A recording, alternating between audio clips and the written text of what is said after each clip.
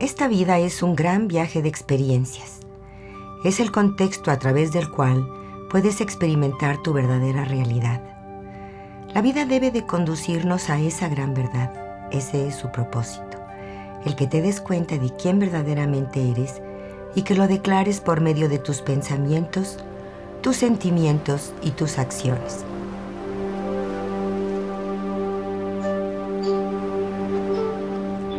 Vivimos una vida automatizada que nos mantiene desconectados y dormidos, en vez de vivir la esencia de lo que verdaderamente somos.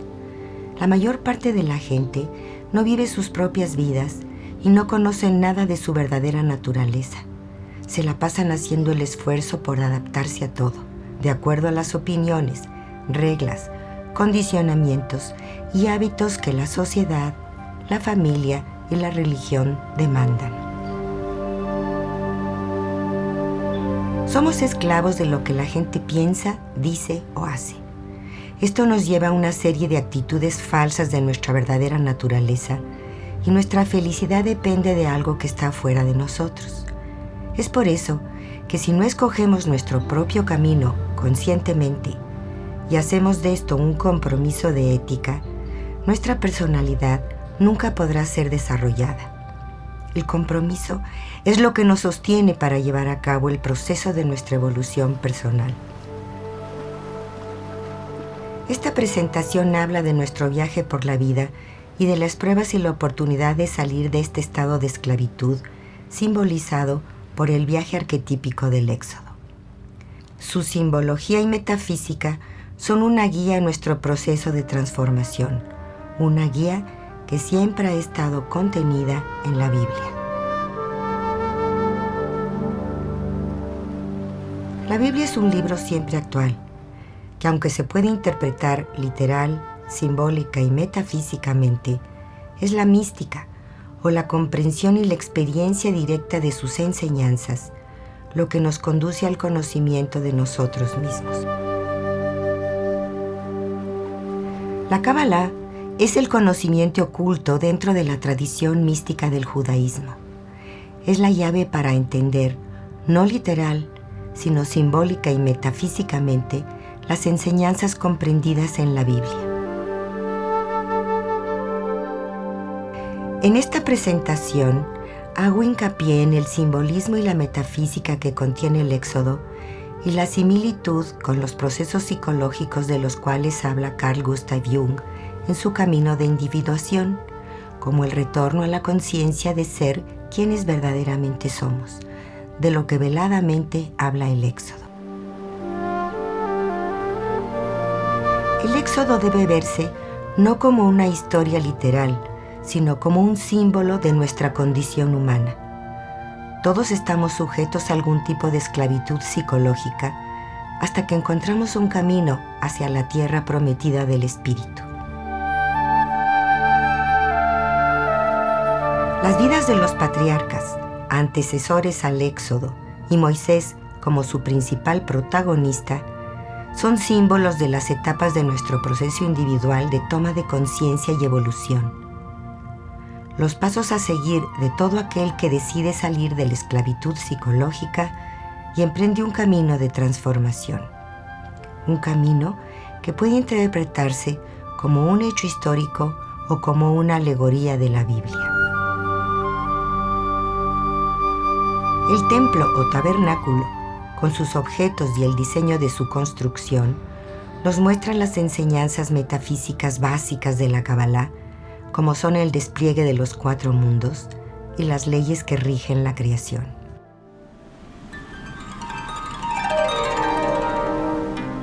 Abraham representa al buscador, el llamado, el encuentro con el Maestro y la iniciación. Es el camino del amor. Isaac representa las pruebas o el camino del rigor y el temor. Jacob representa el contacto directo con el conocimiento de la esencia de su ser, la transformación. Moisés, la realización y el servicio. Abraham, como hombre culto, al darse cuenta del origen de los ídolos que vendía su padre, concluye que solo debe haber una sola deidad absoluta que reine y gobierne toda la existencia. Es por eso que Dios lo llama y le pide que deje todo y que vaya a la tierra prometida que le va a mostrar. A través de su trayecto por el desierto, su personalidad va cambiando y se va fortaleciendo su relación de gran amor a Dios. En las afueras de Jerusalén es iniciado por Melquisedec, que le transmite el conocimiento secreto, dado exclusivamente a aquellos que han probado ser receptivos y obedientes ante la voluntad de Dios. Lo inicia en la enseñanza con pan y vino, que simbolizan la teoría y la práctica de la tradición. Con esta iniciación, Melquisedec despierta el alma de Abraham. Abraham amó a Dios, conoció a Dios y fue conocido por Dios. Se comprometió a transmitir el conocimiento de que las manifestaciones de Dios no se deben confundir con el Creador. Fue un espíritu noble, un hombre valiente, sensible, generoso, humilde y paciente. Abraham nos enseña lo que es anteponer el amor a Dios a todo lo demás. Sin embargo, Dios puso a prueba su fe, sacrificar lo que más quería, su hijo Isaac. En nuestro camino hacia una realización personal, muchas veces tenemos que sacrificar para nuestro bien una situación de vida establecida, pero que no nos satisface, un trabajo que nos esclaviza con su rutina, hábitos, relaciones tóxicas, actitudes negativas, estructuras mentales y muchas otras cosas que, aunque nos dan un confort y una seguridad momentánea, nos impiden seguir creciendo. Isaac temía a Dios. Quizá este temor fue causado por el miedo a ser sacrificado y por su obediencia a someterse a la decisión de su padre. Esto debe haberle dejado una impresión muy fuerte en su carácter. De joven tenía control de sí mismo, pero más tarde su perspectiva excesivamente severa se manifestó con el símbolo de la ceguera. Quizás su ceguera se debió al carácter propio de una persona que no quiere ver más allá de lo que es y que solo mantiene las cosas como son por temor al cambio y a la libertad. Mantuvo una discreta distancia con Dios. Vivió con reverencia, temor y fe, cumpliendo con la voluntad de Dios. Pero cuando hay más juicio que misericordia, la discriminación se ve afectada y esto creó un conflicto entre sus hijos. Esaú, su hijo preferido y el mayor, era un hosco cazador, y Jacob un pastor gentil. Ambos simbolizan los dos aspectos del ser y de las cualidades del alma, la misericordia y el juicio. Un día, Esaú, hambriento, le vende su primogenitura a Jacob por un plato de lentejas y pierde su oportunidad de llevar a cabo su verdadera misión. Actúa como muchos de nosotros cuando el nivel de nuestro radio de acción es el ego. No nos importa nada con tal de obtener de inmediato lo que deseamos, sin conciencia y sin reflexión moral. Cuando Isaac, ya ciego, bendice a Jacob, este usurpa la posición de Esaú al recibir la herencia mística o la enseñanza. Pero no sabe que con este legado espiritual ha sido marcado por Dios y que esto lo forzará a hacer cambios en su carácter. En otras palabras, volverse un individuo más consciente y más íntegro. La honestidad es fundamental en el trabajo espiritual.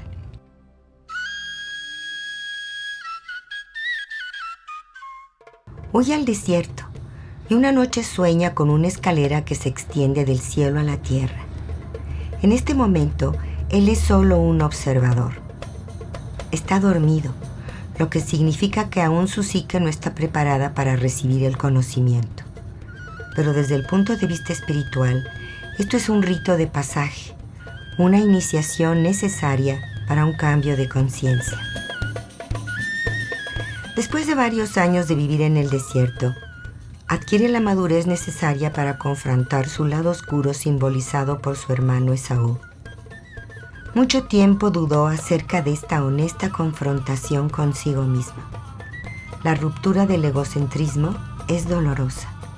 Sin embargo, el sufrimiento en sí mismo no es lo que sana, sino nuestra actitud hacia él. Durante su confrontación en Peniel, lugar que significa rostro de Dios, lidia con una fuerza superior en forma de un ángel, una experiencia mística donde tiene un contacto directo con la divinidad. Esta experiencia psicológica eleva su nivel de conciencia. Su nombre es cambiado por el de Israel, que significa aquel que lucha o se entrega a Dios. Una transformación de estatus y un cambio de enfoque de lo psicológico a lo espiritual. La lucha con el ángel o la confrontación honesta con uno mismo es una descripción de la lucha diaria entre nuestra naturaleza superior y la parte inferior de la psique con sus instintos y condicionamientos, los cuales son muy poderosos, ya que buscan mantener la rutina. La honesta confrontación con uno mismo sana nuestros aspectos oscuros y gracias a esto vamos adquiriendo la madurez. Abraham, Isaac y Jacob simbolizan la misericordia y el rigor que se requiere para hacer un buen juicio, y la conciencia de la moralidad, que son las cualidades del alma. Una persona madura y centrada en sí misma actúa como el canal de la voluntad divina para cumplir con el propósito de su existencia.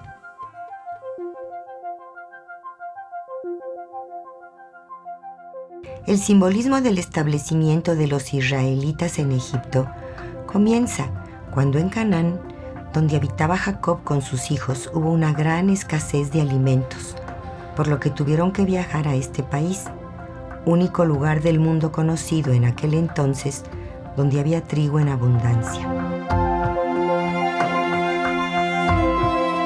Curiosamente, Egipto o Misraim quiere decir lugar de esclavitud, constricción y limitación.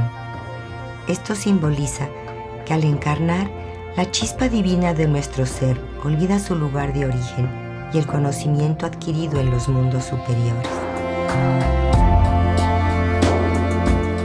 Anterior a la llegada del pueblo de Israel a Egipto, José, el favorito de los 12 hijos de Jacob, que simbolizan los 12 signos del zodiaco o personalidades de la humanidad, había sido vendido como esclavo por la envidia de sus hermanos, debido a su talento e inteligencia.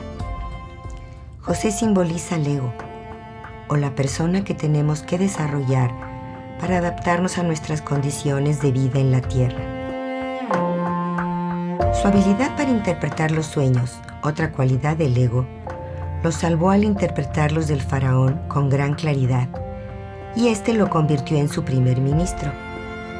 Esto quiere decir que un ego bien entrenado, estable y confiable puede ser nuestro mejor servidor y aliado en el proceso de nuestra evolución.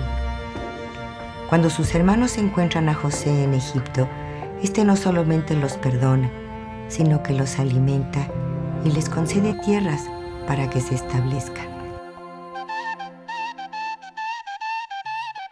Pero las tribus de Israel, a través de los años de vida en Egipto, olvidan su origen y su propósito de ser, convirtiéndose en un pueblo esclavo. ¿Cuántas veces olvidamos de dónde venimos y quiénes somos?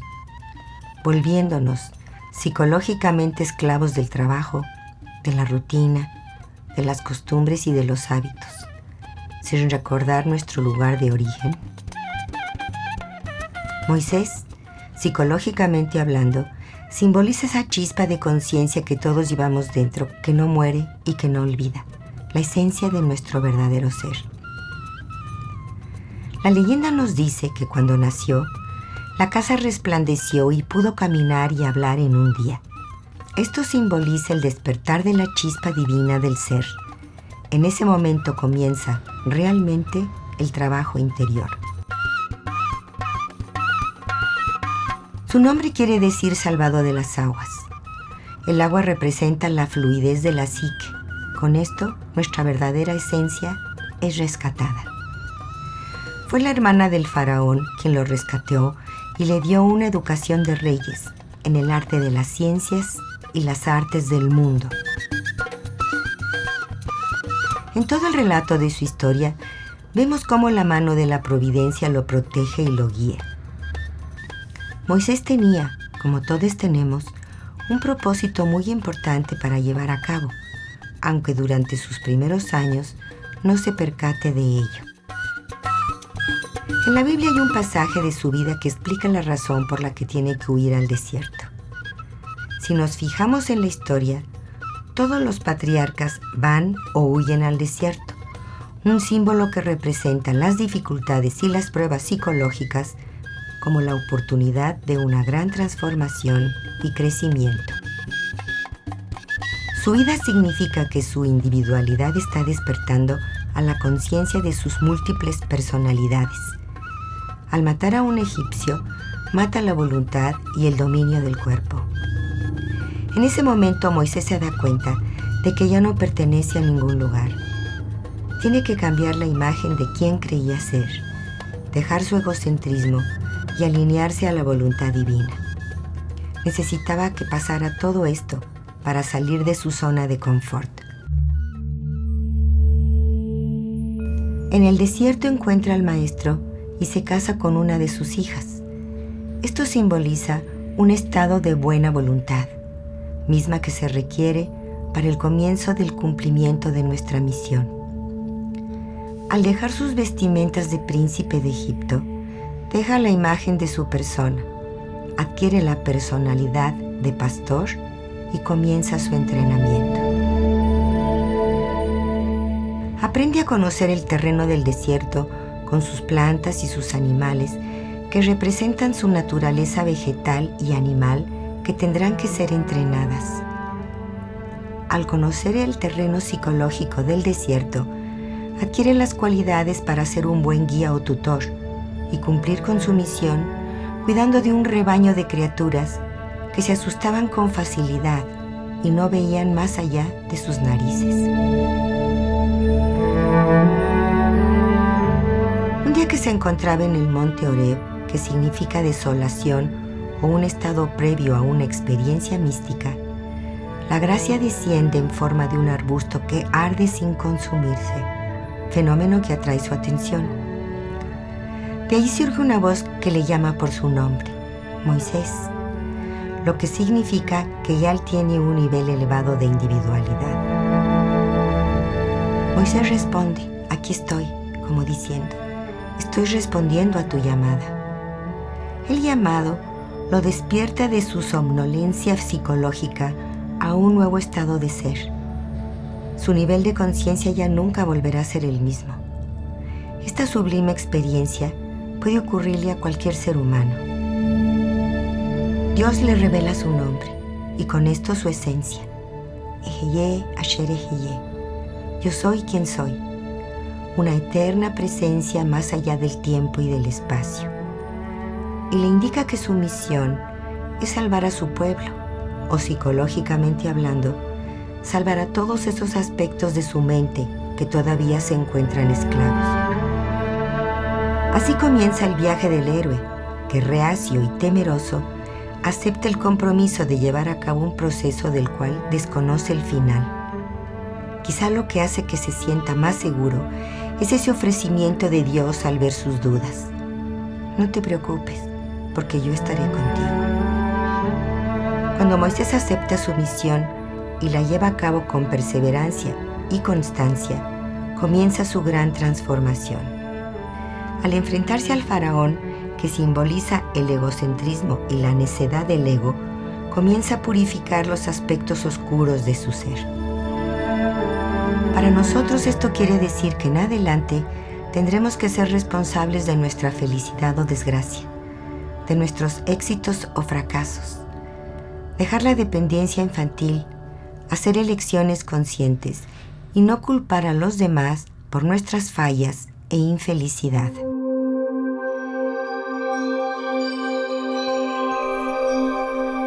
En el camino de la autorrealización o de individuación, mucha gente se queja cuando tiene que dejar viejos hábitos o cambiar sus actitudes y abandonan el camino. No pueden soportar los rigores del desarrollo psicológico y espiritual. Sin embargo, continuamente a lo largo del camino, la providencia nos apoya y nos va dando todo lo que necesitamos. Cuando Moisés dejó la imagen de la persona que había sido, pudo contactar con su verdadera esencia. Desarrolló una gran claridad interior, un profundo sentido de existencia y una extraordinaria relación con Dios. Ayudó a muchos a encontrar su destino, guiándolos en el camino al encuentro de su verdadero ser, la más grande satisfacción que existe, no importa cuán demandante sea la tarea. Todos nosotros podemos experimentar todas estas etapas de ser, transformando nuestro cuerpo y nuestra mente para vivenciar el espíritu en una forma permanente. Sin embargo, como se nos dio un libre albedrío, podemos aceptar o rechazar nuestro destino.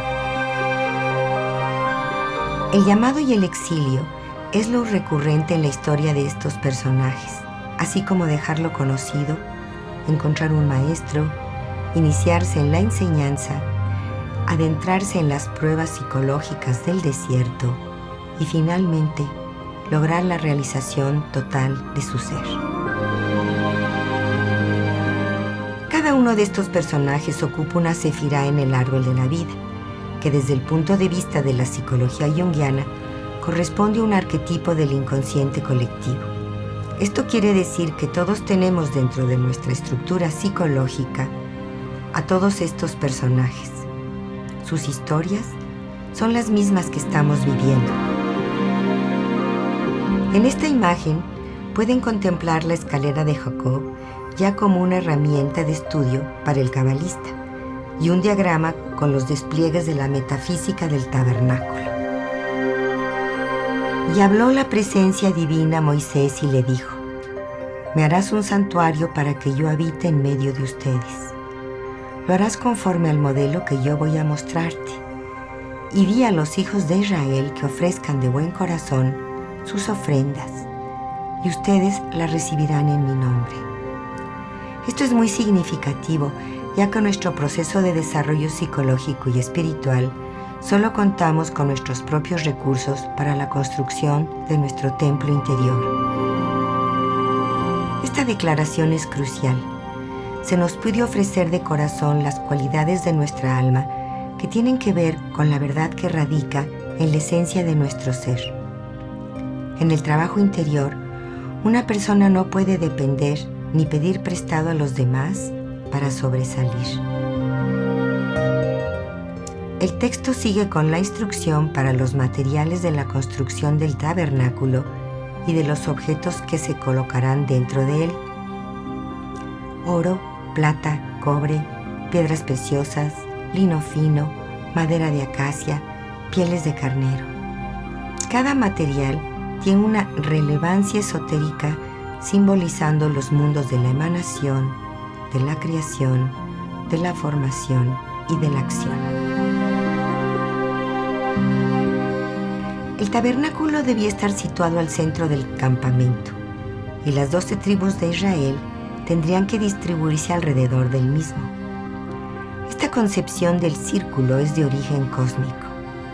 En un individuo, esto simboliza que las diferentes partes de la mente deben organizarse alrededor del centro, representado por la conciencia de ser, quien observará, regirá, organizará las prácticas diarias del trabajo interior, que son el ritual, la devoción y la contemplación, que con el tiempo pueden volverse experiencias místicas.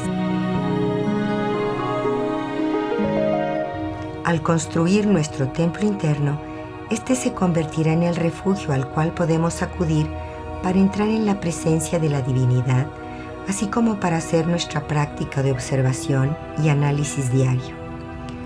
En nuestras meditaciones debemos poner nuestra voluntad y creatividad para su embellecimiento, ya que es ahí donde hacemos coherente la belleza de lo que pensamos, sentimos y hacemos en forma equilibrada. Cada objeto del tabernáculo tiene una explicación práctica. Cada uno es como una piedra preciosa esperando ser engarzada en su montura, que es el tabernáculo. Estos objetos son el arca de la alianza, que contenía las tablas de la ley o los 10 mandamientos, la mesa de los panes, que simboliza el alimento diario del espíritu, el candelabro de las luces, la menorá. La menorá está hecha de una sola pieza de oro para representar la pureza de la unidad eterna. Sus luces son un símbolo de los 10 atributos de la divinidad, con la misericordia a la derecha, la justicia a la izquierda y la gracia en el centro. Debía tener 22 decoraciones o senderos, cuyo fin es unir estos principios. Es como un libro que contiene las leyes que rigen a todos los organismos y a todas las organizaciones, y que será el modelo en el que se basen los cabalistas para desarrollar el diagrama del árbol de la vida. En el santuario, al colocar la mesa con los 12 panes que representan el alimento del espíritu para la humanidad frente al candelabro que contiene las leyes en las cuales se basa la creación, se forma una unidad. La luz de las enseñanzas contenidas en la menorá ilumina el sustento diario del espíritu. Representan los pilares de la revelación y la contemplación de la enseñanza. Cada objeto sagrado tiene un significado interno que corresponde a los diferentes niveles del individuo. El arca de la alianza es la parte donde se oculta nuestra divinidad, donde nuestro espíritu puede entrar en contacto con la parte más sagrada de nuestro ser. Se colocaba encima de un altar o propiciatorio, o sea, es el lugar que propicia el encuentro con la divinidad. Estos 3 objetos son los principios más sagrados contenidos dentro de nuestro ser. El diseño y la construcción del tabernáculo, así como el atrio que lo rodea, representan nuestras partes inferiores, o el intelecto, las emociones y la acción del cuerpo físico que se están desarrollando poco a poco. Aquellas tribus que cuando salieron de Egipto se encontraban separadas, se unieron en una causa común al construir su templo. Así va sucediendo en la integración de nuestro ser. Esto fue el principio de una gran nación, el pueblo de Israel. Este es el principio de un ser que ha logrado su integración. La metafísica del Éxodo nos enseña que en realidad todos somos nosotros. El templo es nuestro cuerpo. El sacerdote o la sacerdotisa es la esencia de nuestro ser, quien con sus acciones llega a cabo el ritual de todos los días, una forma consciente de desempeñar nuestro trabajo y de relacionarnos con los demás. En esta medida, no solo estamos evolucionando, sino que nos volvemos útiles al plan de la divinidad.